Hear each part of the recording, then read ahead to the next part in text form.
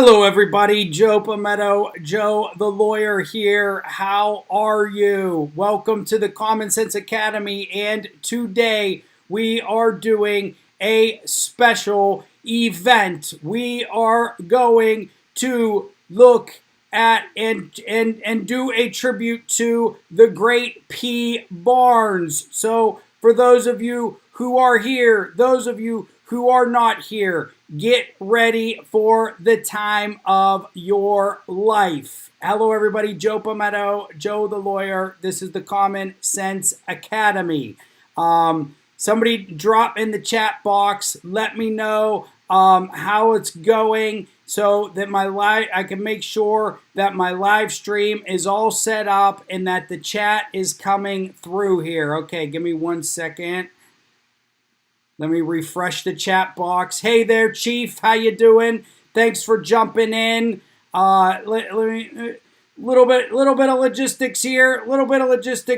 I always got a little bit of a logistics problem, but overall, we're doing pretty good. I got everything up and running for our tribute to the great P. Barnes. Now you can see over here to my right, perhaps the left of you, okay, is a video that we are going to watch together. But I got a couple of videos that we are going to watch as a tribute to the great P. Barnes. Now, one little mess up here. I'm not getting a great view of the chat box.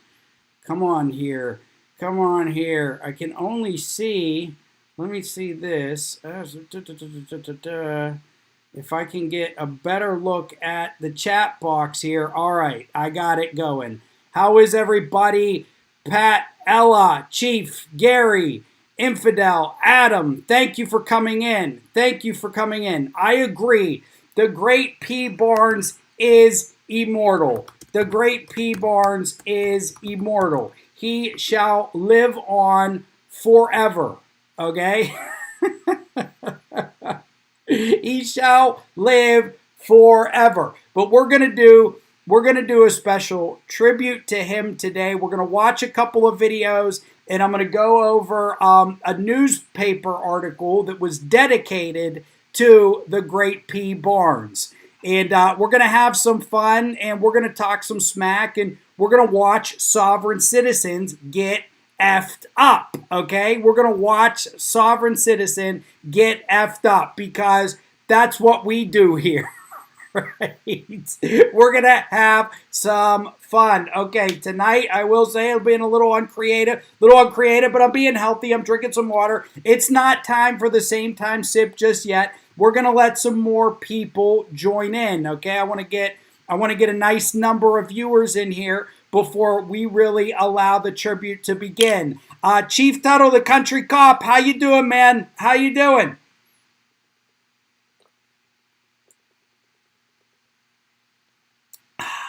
Who said the great P. Barnes retired? Well, when you're a legend, it can be time to retire. Absolutely. That's not a new lawsuit for Trump to lose that his title says. I think P. Barnes is immortal. Is Trump immortal? I don't think so. Hi, Beverly. How you doing? Thanks for dropping in. Hey, Adam. Why don't you tell us, Adam, while we're waiting for a couple more people to come on into the chat room, everybody hit the like button before we watch these videos. Okay, Adam, why don't you tell me, I appreciate the subtle product placement. What are you talking about? There's no product placement in this video, Serafina. I wouldn't do something like that. Come on. I mean, I have a little bit of shame. But, hey, we gotta, I spent a lot of time on this thing. I spent a lot of darn time on this book, man. I really did. Adam, why don't you tell us the story of the sovereign citizen at your firehouse? You can even call in if you want. Do you want to call in, or do you want to just tell me in chat? Because if you want to call in, that could sort of be our teaser before we watch our P. Barnes videos. So let me know, Adam. You've called in the past. It'd be a lot of fun to hear you call in again. But if you don't want to, or you're not in the right place to do it, that's what I'm saying, Serafina. I didn't. Come on, that was completely accidental product placement. Okay. Completely accidental product placement. I don't know who put that book there. My mom was at my house. She was cleaning up a little bit. I'm putting that on her, okay? But perhaps she not so subtly is trying to send everybody a message. She's just trying to send a simple message. Get your hands on some of the best reading material out there. Get your hands on some good stuff. So, Adam, we a few more minutes. I'm gonna start. Let's see. We've been live streaming about 6 minutes. We got 29 people in here. I want to wait about 5 more minutes, Ryan. 6 more minutes before we begin the P. Barnes tribute. The P. Barnes tribute. Okay. All salute P. Barnes. He was having chest pain, but he wouldn't give us his name. A sovereign citizen with chest pain. That's the one point. Hello, Tony from East Canada. Thanks for joining us. That's one point where I think the sovereign citizens would want to recognize the government is, if they're dying and the government's going to save them, why not give them your name so they can help you?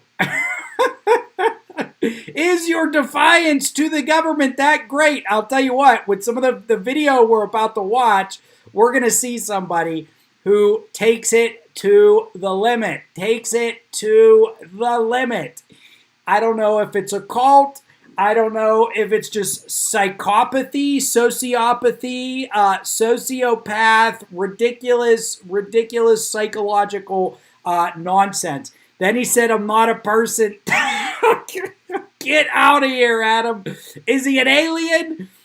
So sovereign citizen comes to the firehouse. He starts to have chest pain, but he won't give his name. So what does he do? He says, I'm not a person. I'm a human being. I'm a natural human being. But I'm not drunk, old timer. I'm perfectly sober. He said he's not a person. Come on, man. He pulled a David Hall. Can I ask you this, Adam?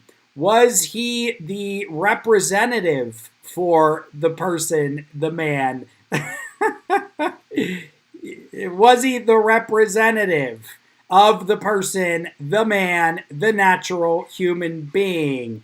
Yeah, we're gonna watch videos. I'm gonna get a few people in here first, so please. We're not even at 10 minutes. In about 2 minutes, we'll start to watch some videos.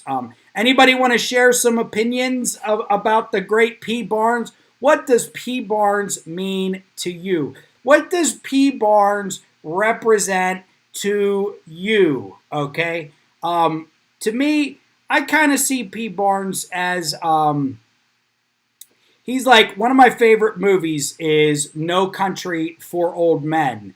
Okay. And P. Barnes represents to me an old West law enforcement agent, right? The sheriff, no nonsense type of guy, doesn't say much, doesn't have to say much, because when he says something, he means it. And when he's going to follow through with something, he does. So that's what P. Barnes means to me. What does P. Barnes mean to you guys? Have a little patience. We're going to get a couple people. He said the corporation has a different opinion of you. So wait, are firefighters part of the corporation? Are firefighters part of the corporation? I mean, come on. What are you going to do? You're not going to allow a firefighter come and save your personal property? Take no shit off anyone. Absolutely, Chief. Absolutely. That's where I am. Okay, we're at 9:50. All right, we're in a couple of seconds here. First, we're going to do a tribute, okay? to P. Barnes. Nothing fancy here for me today. A little bit of water, you can see, but you know, this goes with my theme. P. Barnes is a man, is one of the men who would have gone out west, okay, and would have tamed the Wild West, right? The people, the lawmen who went out there and tamed the Wild West and took care of these jokers, okay, who don't respect the law. And you can see right here, that's the Wild West. That's a stream in Oregon. Okay, everybody, raise your cup, your glass in the air. Sip with me. It tastes better when we sip together. Cheers. Okay, we're going to watch a couple of videos, but we're going to start off with the great P. Barnes classic.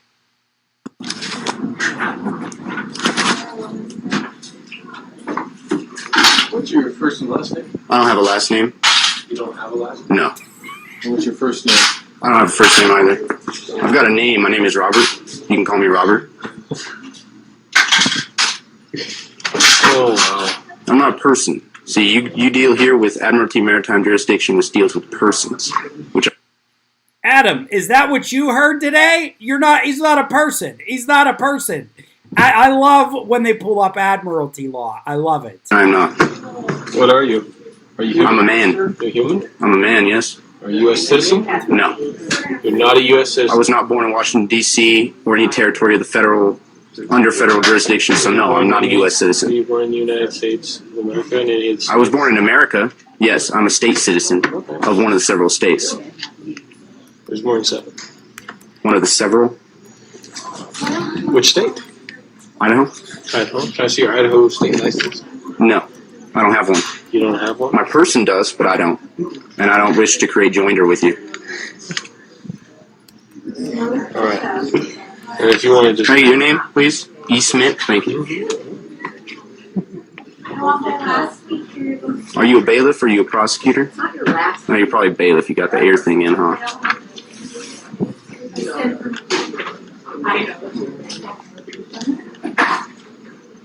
Who was that? Cheers, Sandy. Cheers, Liz. He's not a person, he's an idea. Well, something like that. A really bad idea.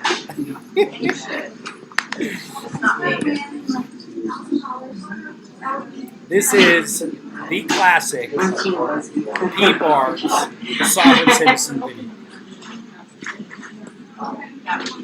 Come on in, folks. Are you here for 8:30? Yes. Okay. I'm not starting up yet, but you can have a seat on the bench here if you can find one. The only thing that would make this video better is if David Hall was in it. I'm going to go in and speak with the prosecutor. Excuse me. Excuse me. You're blocking my freedom of movement. I am. All right. Well, P. Barnes, you just admitted to me that you're violating my rights. No, I'm not. You can't come in with the camera. Well, you're violating my rights. And this is also freedom of the press. From behind you. This is also freedom of the press. I mean, I don't know what the hell law book you're reading, man, but it doesn't apply to me. You leave the camera with your mother outside the courtroom and you can come in. You are not God. You have no jurisdiction over me. God's not worried about cameras, sir. I am. All right. Well, why are you worried about cameras? Because you want to do something Against the wrong? rules. Because you want to do something wrong? Because if it's against the rules, that means it's because somebody intends on wronging somebody else. Because they're afraid of being held accountable. P. Barnes. Yeah, listen, Robert, you are about to be wronged. I don't know how else to say it. You're about to be wronged. It's a nice speech, but you're still not coming in. Well, I mean, I don't have to go in because you can't even issue a warrant for me. Might as well leave. Well, no, I'm going to go in there and I'm going to speak with the You can go in prosecutor. there without the camera. Well, please step aside. I'm going in. No, you're not going in. Don't touch me. You're not going in, sir. Let the record show that you just battered me Step back. and you're using... Stop, please. I'm not doing anything wrong. Hey, you know what? You guys are really overstepping your bounds right now. Put the cuffs on him. Put the cuffs on. What are you arresting me for?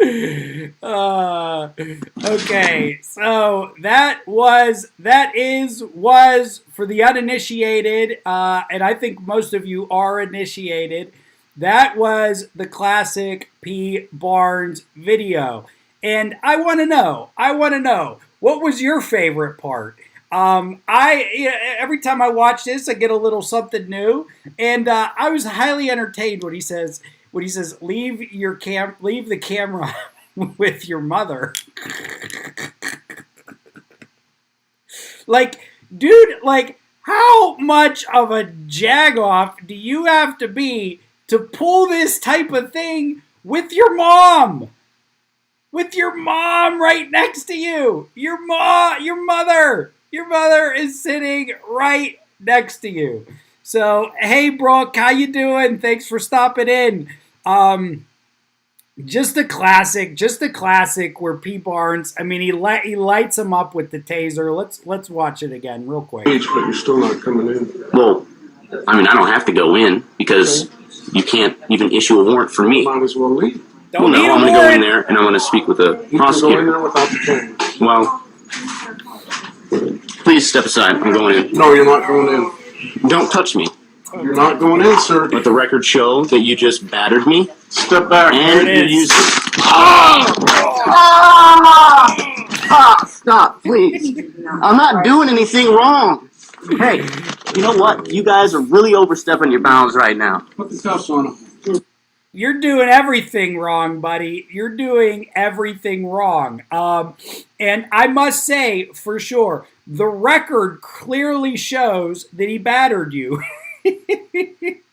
He was battered, okay? I'm good, Brooke. Thanks for asking. He was battered.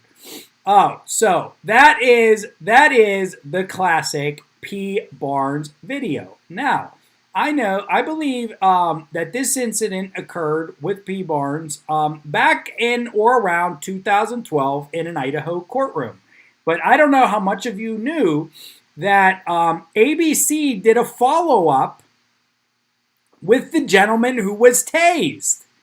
ABC did a follow-up with the gentleman who was tased. Excuse me. My first husband was a cop. His partner was a P. Barnes double. He didn't take crap from anyone. Just boom, right to the point. I love it. I love it. Is it just me, or did the taser match his shirt? Did his taser match his shirt? So salute to the P. Barnes, okay? But this next video we're gonna watch is a video about Robert. Did anybody else? Let me know in the comments. Did anybody else see this video about Robert?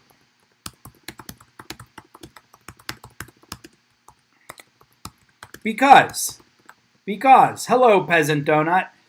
ABC did a special on sovereign citizens, and I bet in part to the popularity of this video, like even ABC recognizes talent when they see it. Okay? They did a follow-up with Robert. All right, Adam's seen it. Adam's been down every dark corner of the sovereign citizen world. All right, we're going to watch this video. Idaho man rejects U.S. laws in radical trend. Brooke, I love my ugly couch. Okay, here we go.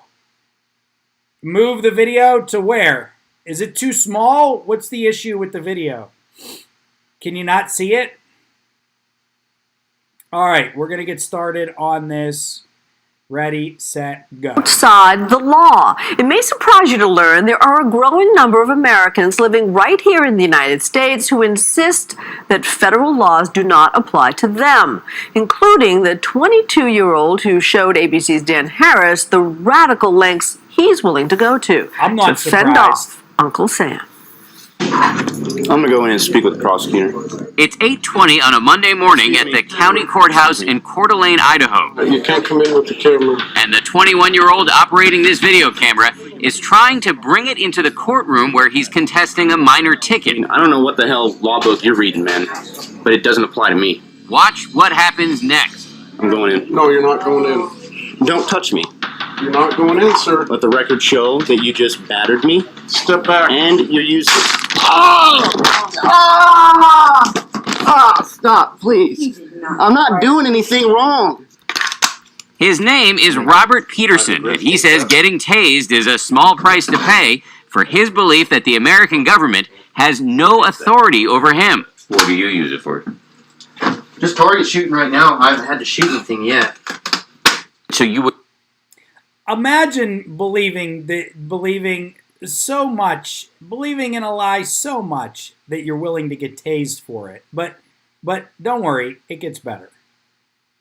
never take a reaction that was like shooting cops or... If they shoot at me first, then shooting back would be a good reaction. Robert is one of the latest and youngest people to latch onto many of the beliefs of a growing underground movement known as sovereign citizens. 10 years People ago, who do not believe that many of the basic laws of this country apply to them. I'm not an American citizen. I do not recognize these. I am my counsel. They have disrupted courtrooms, led police on high-speed chases, and even engaged in murderous shootouts with authorities. Oh my God! There are an estimated 300,000 sovereign citizens in America. The FBI classifies them as a domestic terrorist movement. They should be. Many of these people followed a scary progression from passionate but peaceful to ultra-violent. Jungle Man. Rambo. So when we saw this video on YouTube, we wondered, were we witnessing the real-time radicalization of a 21-year-old on his way to violence? You guys are really overstepping your bounds right now. When we tracked him down, we found a young man who, on the surface at least, appears average. He lives in his mom's house with his two younger brothers. He rides his bike, but he also straps on a pistol every time he leaves the house, which is perfectly legal here in Idaho, and openly declares the local police to be his enemy. Unfortunately. Imagine living with mom and scaring the crap out of her by openly declaring the police to be your enemy. Poor mom. Yes, they're the enemy. They're the enemy of anybody who wants to live free. Produce the information that I require, or you will be placed under arrest for obstructing. Robert's long series of run-ins with the cops began when he was 18 and got busted for making fireworks. That's when he went online and stumbled into a whole strange subterranean world of sovereign citizen ideology, which argues that the American government is actually a corporation profiting off of us, and that it is not necessary in many cases to pay taxes or get a driver's license. Can't you see where people who've never been associated with this material before might look at this and say, this is just kind of weird? Not really. Robert's mother worries her son's beliefs will get him killed. How do you see this thing ending? Hard to say. My fear is that it's going to end with him getting shot.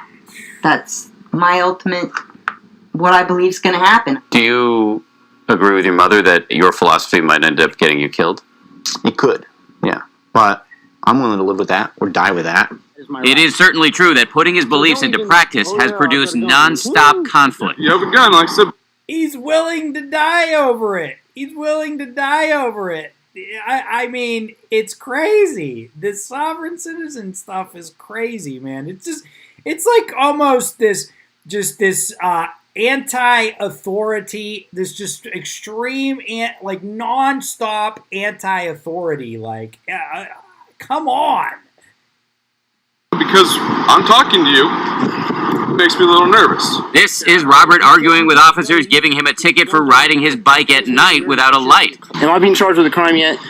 Here he is trying to take his gun into a courthouse. Hey, will you authorize me to come in here? With my gun? No. So for a 22-year-old, it's pretty extensive rap sheet. He's certainly spent more time than most here at 22 years of age, that's for sure. Do you worry that this is heading perhaps inexorably in a bad direction? Well, we hope not. But we need to be aware who he is and his ideology, just in case that manifests itself into a problem down the road. Now there is something in the chamber. After months of bucking the system, the day Robert had been waiting for arrived. He was going back to the very same court where he was tased to face charges stemming from that incident. Pre-trial conference. I don't really know what's going to happen other than they're going to probably offer me another deal, and I'll probably refuse it. He was facing 2 years in jail for battery and contempt of court. Your stuff through the Yeah, keep refusing. You don't have a warrant for this, do you? There's P. Barnes! Hold on a second. Hold on, wait a minute. And I'll probably refuse it.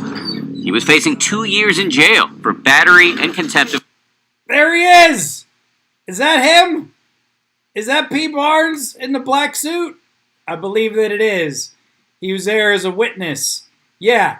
This guy battered. He battered. Thank you, Robert. Thank you, Robert. Yeah, this guy battered. He battered P. Barnes, and P. Barnes took him down.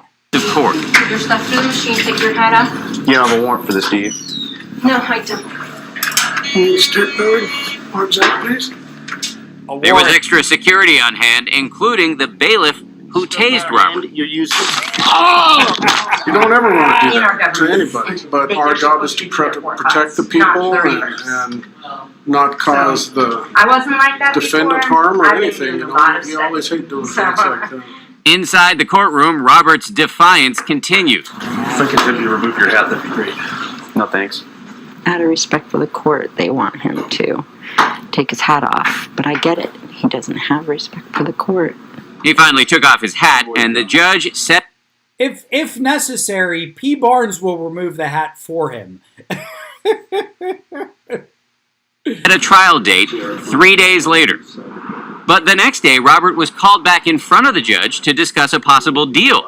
Look what happened when he refused to rise. It's against my beliefs. I will find you at the tent if you don't rise, sir. All right, I will rise under protest then. Fine. In the end, Robert took the deal the prosecutors were offering. No jail, but he knows his struggle is not over. Do you expect this to be your last run-in with the law? Probably not, no. Now Robert says he plans to sue the government for $15 million. So it's just the invoice? The next step in what he believes is a mission, one that he hopes will open the floodgates and inspire others to follow his lead. A mission of For Nightline, this is Dan Harris in Coeur d'Alene, Idaho. Tonight, live. A mission of nonsense. But let's go back. Let's go back here to the hero, the one, the only, P. Barnes.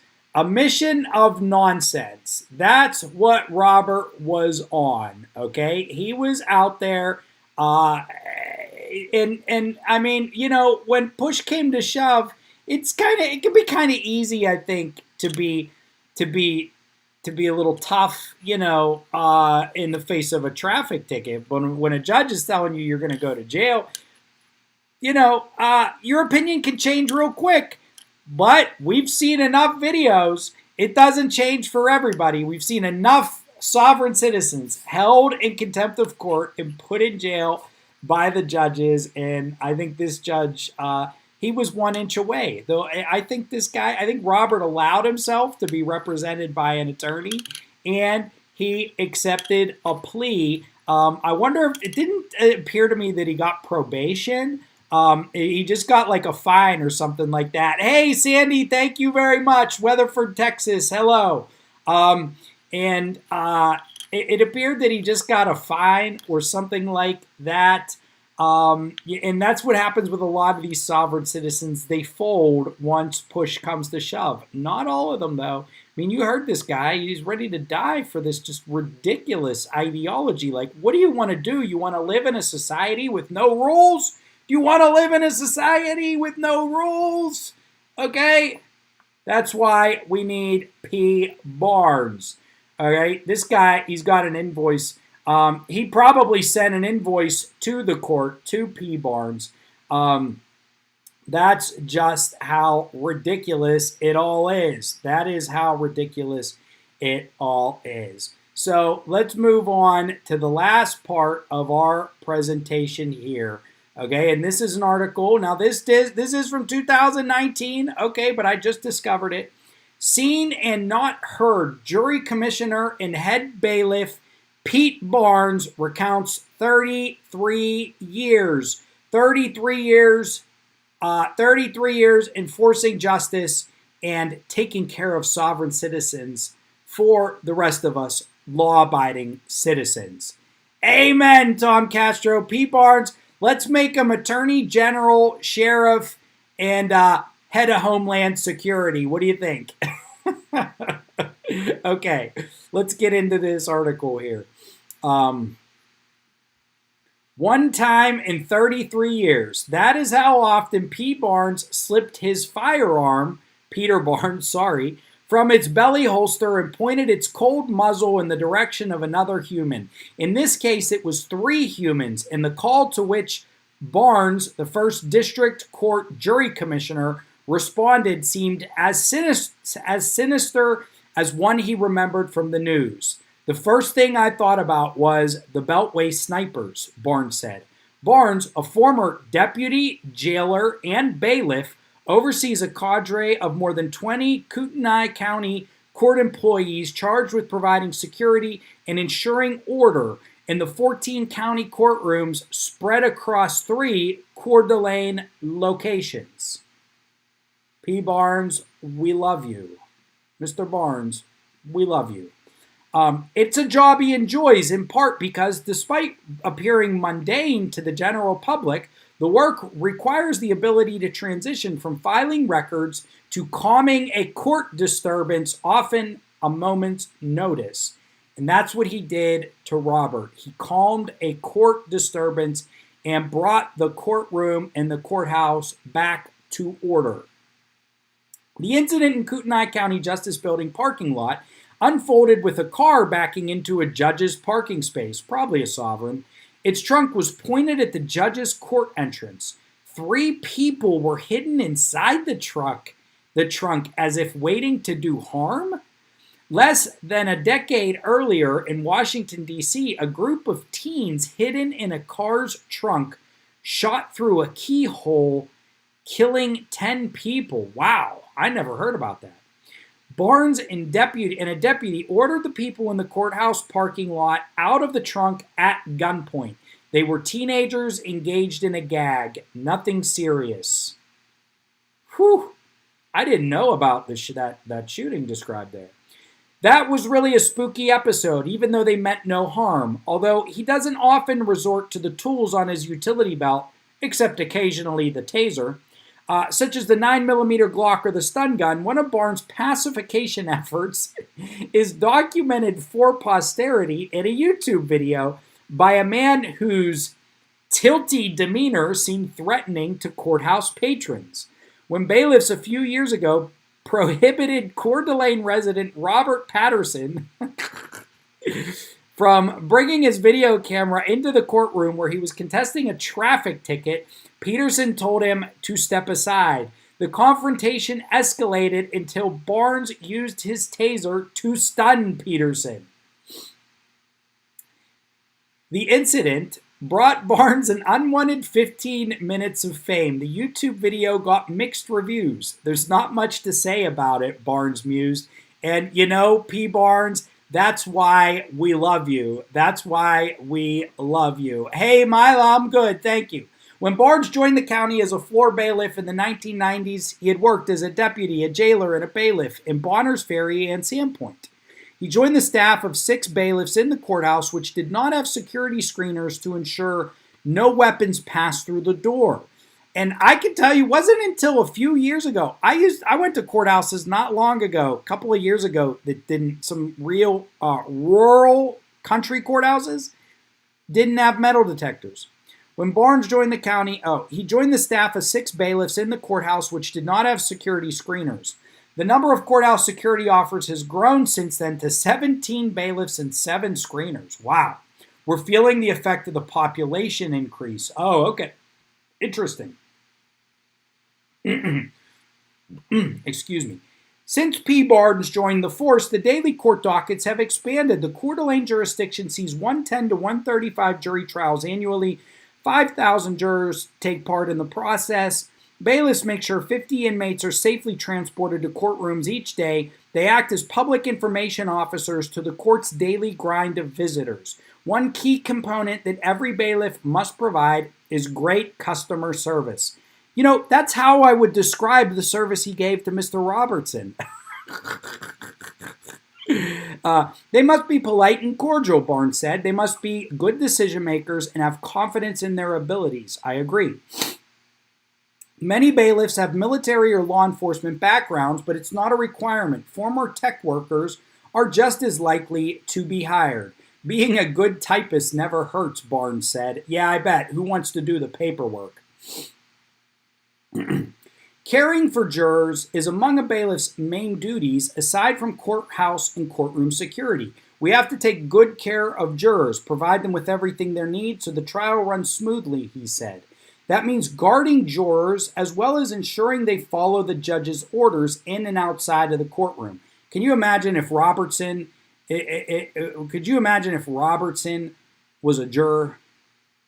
Barnes' most memorable experience as a bailiff was the Area Nationals trial in Coeur d'Alene. Local and national media, law enforcement, and the public converged on the courthouse for weeks, providing the small bailiff's office with security challenges that required enlisting local police, deputies, and even the FBI. Less grandiose, but just as real, are the attempted prisoner breakouts. Not long ago, bailiffs walked a young man from a courtroom after the judge ordered his arrest. The man, his hands cuffed behind his back, made a run for it. I've seen that.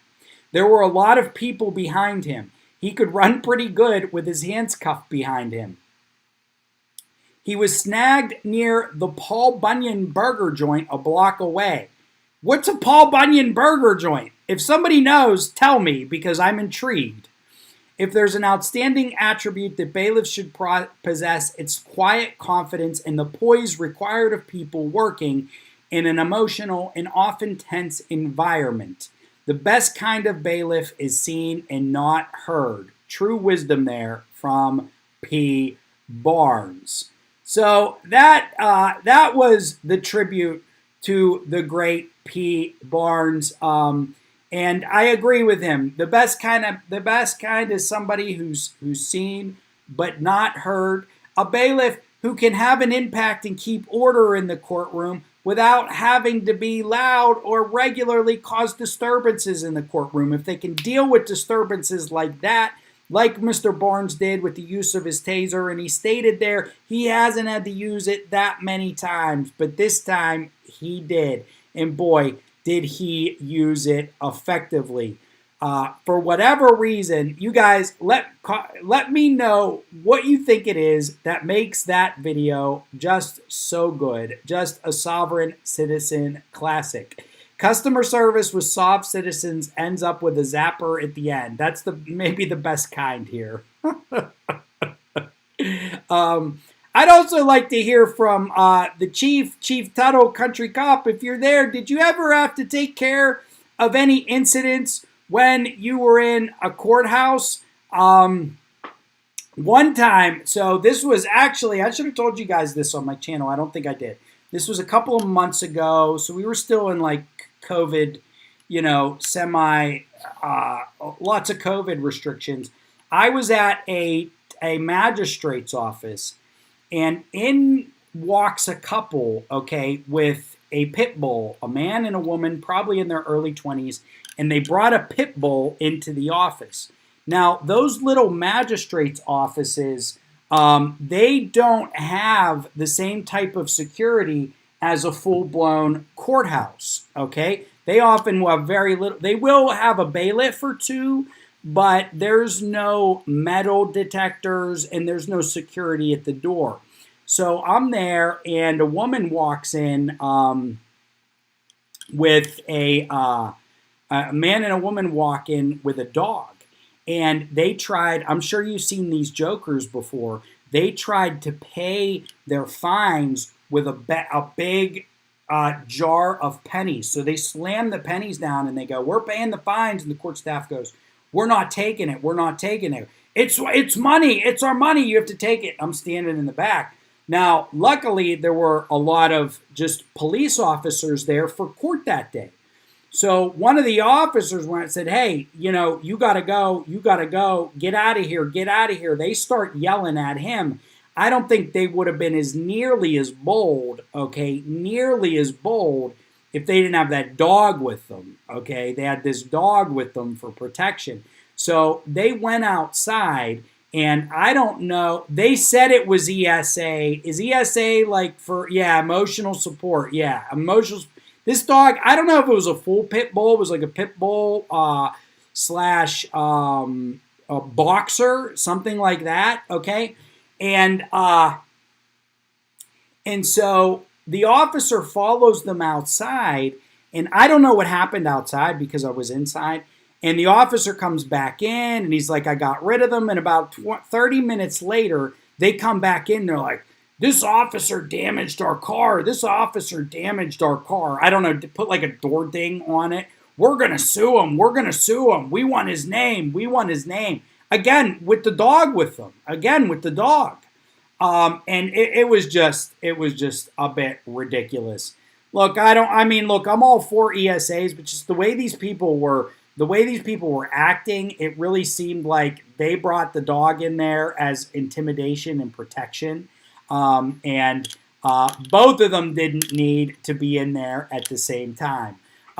Chief Tuttle, if you're still there, let me know if you have any courtroom stories, if we have any other former law enforcement officers, if you have any courtroom stories to share, just like the legend of P. Barnes. Now, I've never seen anybody, I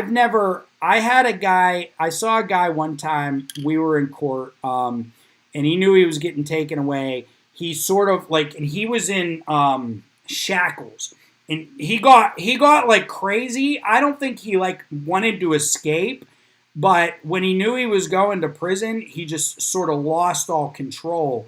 And so he sort of like, raw, like going Incredible Hulk. Okay, like going Incredible Hulk in the courtroom, and the bailiffs had to take him down. Like they had to take him down. So I saw that one time, and I've also had clients who ran from the police while they were handcuffed, and I even had a guy who jumped some fences while he was handcuffed. Okay, jumped some fences, like too freaking funny, man. Too freaking funny. So that's the P. Barnes tribute today. Wanted to have a little fun, run through his video. Hey, Not a Brat, thanks for the hugs. Thank you, everybody.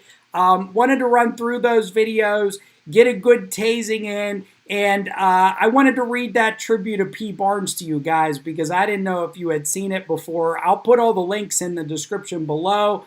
And I also had just discovered that video of Robert, our BMXing sovereign citizen. I will say this, though. I don't think Robert actually got shot like his mom thought he might, or we probably would have heard about it. And hopefully, Robert was 23 in 2012, and it's 9 years have passed. He's 32 years old.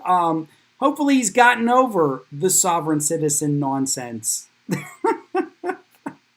I hope that he's gotten over it, okay? Because it doesn't do anybody any good. It doesn't do anybody any good. Fake medical emergencies in court. Yeah, I've seen that too, Brooke. I've seen that too. There's another funny court story that I'll give you guys real quick. Hey there, Skibo. Hey there. I saw a woman in court one time, and we were waiting, and the judge was making us wait a long time. And she said that she was diabetic. And she, after about a half an hour, she's like, I got to sit down. And then, hey, Taze, how you doing? She's like, I got to sit down. I got to sit down. She sits down. She goes, I'm going to pass out. I'm going to pass out. I need some food. I need some food. And the court staff, and I say to the court staff, I say, look, I don't know what to do. Like, my client's going into diabetic shock, like, you know, and she's just like, I need some food. I need some food. So the tip staff in the courtroom who was sitting, you know, at one of the desks in front of the judge's desk, she goes, I have a sandwich. I have a sandwich. So she pulls out her lunch, okay, and gives my client a sandwich. And my client's there in the courtroom. And court wasn't happening at the time, but a lot of people were waiting around. And my client's there in the courtroom eating this sandwich to get herself out of diabetic shock. But she hung in there. I actually think it was legit. At first I was like, she's faking this, but I think it was legit, as she, because once she ate the sandwich, about 20 minutes later or so, she was okay. So, just too funny. The video, the defendant committed suicide in court when he was found guilty. I think I've seen that, Goddess of Truth. I feel like I saw that on YouTube. And hey, I mean, did everybody see Pat McAfee today? Who saw the Pat McAfee allegedly committed suicide in a Spanish jail? He was in Spain being held, and he just got word that he was going to be extradited to the United States. And I mean, the guy's like 74 years old. If he'd have come back here and been convicted, he might have lived his life out in a prison cell. So I don't blame him. I don't want to say I don't blame him. It's sad. It's a tragedy, but it's like, man, he probably was going to get put away for a long, long time. So very sad. Hey, Tom, I am not familiar with the Ronnie O'Neal case. Fill me in or drop a link and we'll take a look at it, because I am not familiar with that. Let's see here. Ronnie O'Neal case. Jury reaches verdict in Ronnie O'Neal's double murder trial. Jury reaches verdict. Let's take a look at that. Oh, he ingested poison. That's how he did. I was going to say, how do you kill yourself in court? Like, it wouldn't be easy. Jury deliberations begin. The jury has reached a verdict just hours after closing arguments ended Monday for prosecutors and a double murder suspect representing himself in court. I'm assuming that's him there. That's the suspect. Jurors are now tasked with determining the fate of Ronnie O'Neal, accused of murdering his girlfriend and 9-year-old daughter and attempting to kill his 8-year-old son. Wow, what a tragedy. O'Neal and prosecutors spent all of last week making their cases. Prosecutors began their closing arguments Monday the same way they began their opening remarks, with the 911 call from 33-year-old Kenyatta Barron, O'Neal's girlfriend, as she pled for her life. They caught it on a 911 call. Wow. Just wow. I don't care about your braces. Come on. Wow. Prosecutor said by then she had already been shot, and while the recording continued, O'Neal can be heard beating her with a shotgun. Oh my gosh. Terrible. This is utterly, utterly tragic. Ronnie stabbed his son, then cross-examined him. Oh my God, he cross-examined his son. Much like his opening statements a week ago, O'Neal yelled as he spoke to jurors, saying his son's statements were inconsistent and that he believed his son was likely coached by the Hillsborough County detective who later adopted him. Wow, adopted by a detective. Okay. That's an interesting, that I did kill Kenyatta. Acting as his own attorney, spent much of his closing argument shouting at prosecutors and the jury. Well, I got to see this. Oh, we got to watch the commercial first. Okay. He admitted to killing her. What did he say? He said he tried to make the kid shoot his mom. It was sick. Oh my gosh. Let's see this guy.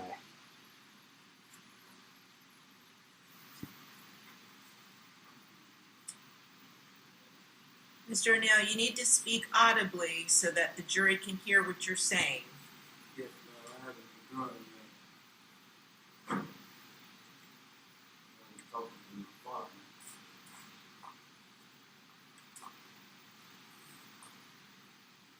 He should have mentioned self-defense. He showed you a fraudulent recording. where they allege that I beat Kenyatta Barron to death. He talked about Mr. Khalil Brown, my neighbor who stayed across the street. But if Mr. Khalil Brown was a help to them proving me guilty beyond a reasonable doubt, they would have called Mr. Khalil Brown. But I called Mr. Khalil Brown to be a witness for me. And I didn't ask him to lie about one thing that he saw that night. Look at the judge's face. I asked him to tell the jury exactly what he saw that night. And you have to ask yourself why that is.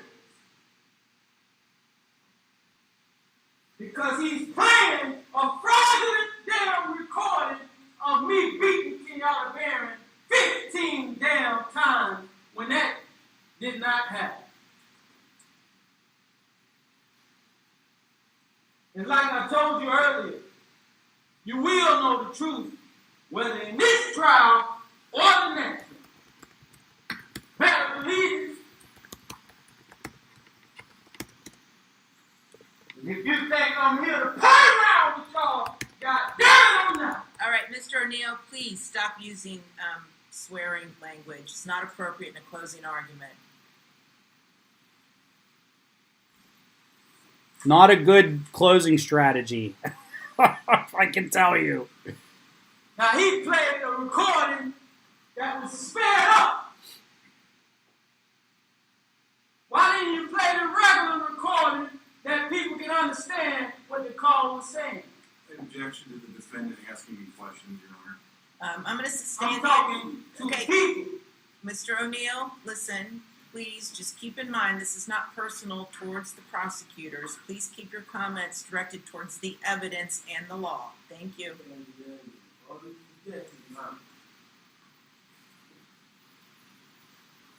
I know for a fact Kenyatta Barron's recording from her phone did not record calls sped up like that. I'm going to object now. He's talking about facts, not in evidence of what he knows. Just a quick comment. They can't stop you from representing yourself. You know, if somebody wants to represent themselves, that's pretty much an absolute right. Now, they'll still try to prevent that from happening, but they can't stop it. Again, ladies and gentlemen of the jury, as you were instructed, the closing arguments are just that. They're not the evidence or the instruction on the law. It's just what the parties believe the evidence shows or does not show. All right? Thank you.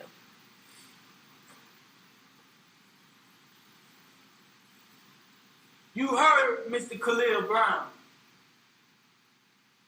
You've been hearing me for 2 weeks now, telling you that they committed criminal acts against me with the 911 calls and that fraudulent video that they just showed y'all. Now, I'm going to prove it to you. You heard Khalil Brown. He said that he was actually sure that I only hit Kenyatta Barron 3 times. You heard. I called him to tell you that. I ain't running from nothing. They didn't call Khalil Brown to tell you that. I did. You have to ask yourself why that is. Because I want you to know the actual facts.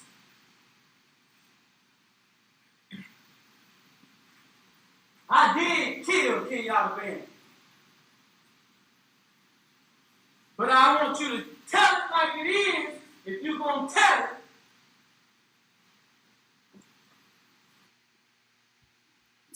it. So I got I got quite a few things to say about that, and oh my gosh, is that the bloodstained shirt? Jeez. That look. That look is a look that can only happen by a roaring fire at a verbal cabin. It's an ad. I can't even turn off the volume. Stop. So I'll tell you what I think about that. Here's the thing, yelling in a courtroom like that in a closing argument can actually be effective if it's used in a way that is appropriate for the moment. Screaming your entire oral argument is ridiculous, okay? Which is what this guy did. And he admitted to killing her. He admitted to killing her in his closing. I mean, that's it. It's case closed right there. Case closed. She didn't assign an attorney at all. She had appointed standby counsel. Well, Brooke, it's possible that this guy made it clear right from the beginning that he wanted to represent himself. And another inconsistency there is, I believe it said in the article at least that he said that his son was coached, but then he called his son as a witness. So if his son was coached, okay, if he was coached, why wouldn't the prosecution call him as a witness? You know what I mean? If they coached him, they would have called him as a witness. I just think you kind of need to reconcile that. Very, very interesting there. Hey, Rebecca, how you doing? Thanks for stopping in. Very, very interesting. I wasn't aware of this case. It's very sad and tragic. And he called his son to the stand to question his son. Wow. He's now using attorneys for the sentencing. It's over. I mean, it's over. He's going to prison for life. Maybe he needs to avoid the death penalty. I don't know what state this is in. But he admitted, shoot, I was going to make a point and I just forgot. The judge said in another life he would have been a great lawyer. Listen, I'll tell you this. Look, some of the points he hit on there are points that an attorney would hit on. So as a defense attorney, if they played some weird video that was fast forwarded, I would also call that into question. And I actually, come to think of it, I think he did a good job maybe calling his son and then pointing out to the jury. Now, and then again, screaming can be effective in a closing argument. It can be effective. It's not, he did it too much. But I think that he shouldn't have focused so much on the prosecution like that, number one, because I think that can have a negative effect on a jury.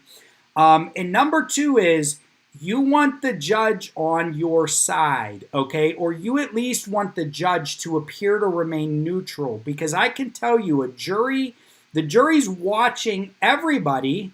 Okay, the jury's watching everybody, but the jury is going to watch the judge for cues because they do believe that the judge is a neutral arbiter, whether you believe that or not. So while a jury trial is happening, if something dramatic is said on the stand by an attorney, the jurors will be looking at that person and then their gaze will shift to the judge because they want to see the judge's reaction. And that is what I was fixed on while watching this closing argument because the judge had a look on her face. And I don't know, maybe that's her standard look and she looked like that throughout the entire case. But if a judge is looking at you sideways during your trial, you're in trouble because the jury is picking up on that. The jury looks for cues from the judge as to what they should or shouldn't do because they don't know what to do and they understand that the attorneys are biased and that, the parties themselves are often biased.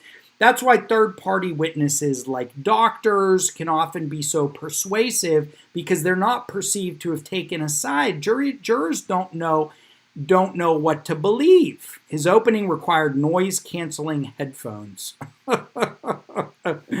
So this guy was bare. As soon as I saw the look on the judge's face, I knew he was buried.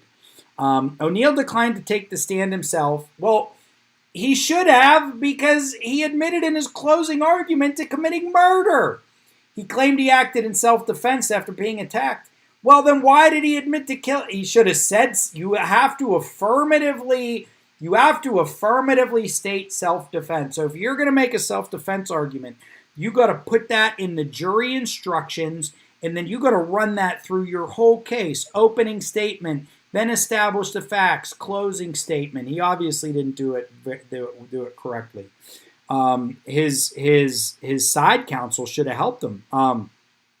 Question here for my audience: is he a sovereign citizen? Is he sovereign citizen? Jurors replayed a 911 call made by O'Neill on the night of the murders. In it, he told dispatch the mother of his children had tried to kill him. The call came in 10 minutes after Barron called 911 for help. During Barron's call, jurors heard O'Neill yelling in the background. O'Neill has claimed her 911 calls were fabricated. That's a tough one to prove, man. That is a tough one to prove. If convicted, O'Neill can face the death penalty. Jurors were instructed ahead to pack an overnight bag in case they are sequestered during deliberations. Wild. As part of his defense, O'Neill claimed called one of his neighbors to the stand who described watching Barron trying to run from another neighbor's home for help, but said she never made it. Earlier in the week, O'Neill's son told jurors his father poured gasoline on him after stabbing him and then lit him on fire. Oh my God. I mean, it's over. Wow. Thanks for bringing that to my attention, Tom. Wild facts there in case. Probably, what state was this in? Not sovereign, just a head case. Yeah. He might end up as a sovereign once he gets inside. Look at this. Look at this picture. Jeez, I don't even want to show it. And the judge is just like, oh man, I could tell from her face. I mean, let's look at her face here a few times. She was just like, Florida. He's in trouble. He's probably going to get the death penalty. But, this is a different one. Wait, let me see. No. Maybe this is it. You can tell from her face right there, she's just not feeling it. I mean, some judges have great poker faces, and some don't. The best judges and the best attorneys have really good poker faces. And I don't know if this judge, she may have a good poker face. She just couldn't help herself in this ridiculous situation. I think people who murder others like Ronnie should rot in a cell. You're probably right, peasant. You're probably right. If it was self-defense, why the fire? This is 29 minutes. This is the full video. I just wanted to get a look at her face, at the judge's face, because you could just see it several moments throughout. Her face told everything. Right? Like, look at her face there. Like, she's looking at the closing argument with skepticism. She's looking at it with skepticism, probably because of his screaming, okay? But you want the judge to either have a stone-cold face or to be looking like she believes what's being said. Let me tell another court story, another war story here. One time I was cross-examining a defendant. I've told this story because it's, I'm pretty proud of it. It's a case that I won. So I was cross-examining a defendant, cross-examining the alleged victim of a robbery, okay? And after the robbery, the police had shown him a photo array. And some departments will do photo arrays differently. This department had a binder with photos in it. And as you turned each page, you saw a different picture. Well, I was running through the binder with this guy to see if he could identify the defendant. and the defendant was like number 6 in the binder. And when we got to number 3, he said number 3 was the defendant. He identified the wrong person in the lineup while on the stand. So when we got to number 6, I showed him that one, and he goes, wait,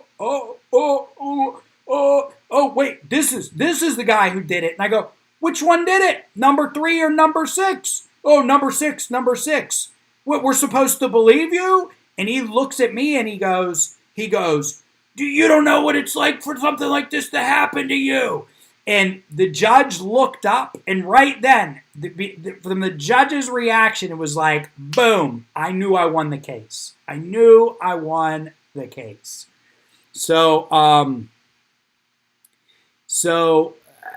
watching the judge will tell you a lot about a trial, unless the judge has a really, really good poker face. And you could tell from the look on this judge's face that Mr. O'Neill was going down, in my opinion. So, everybody, thank you for tuning in to the tribute for Mr. P. Barnes. All salute Mr. P. Barnes. Thank you for joining my stream tonight. Joe Palmetto, Joe the Lawyer, Common Sense Academy. If you like my content, please like, subscribe, comment, and share. Drop me a like. Consider buying the book. Excellent product placement. And I got another channel, Tips from a Lawyer, where I'm going to give legal tips and legal advice for people who run into common legal scenarios and issues. See you later, everybody. Thank you for tuning in. Taze, before I go, drop it real quick. See you, Rebecca, Beverly, Mom Dukes, Karen. All salute P. Barnes. Mr. Barnes, our hero, the sovereign citizen hero. Taze, you got about 10 seconds if you wanted to say something to me. It's 10:13 p.m. I'm ready for bed. Thank you, Roden. I'm glad you enjoyed it. I am glad you enjoyed it. What do you think of Eric Brandt getting 12 years? Wow. Wow. Listen, we're going to talk about that on the next one, because I got to look at it, man. I got to look at it. It's a little bit of news to me, okay? So let me look it up, and I will talk about it on the next stream. Okay, everybody, peace out. Peace out from the Common Sense Academy. Love you all. Thank you, everybody, for popping in.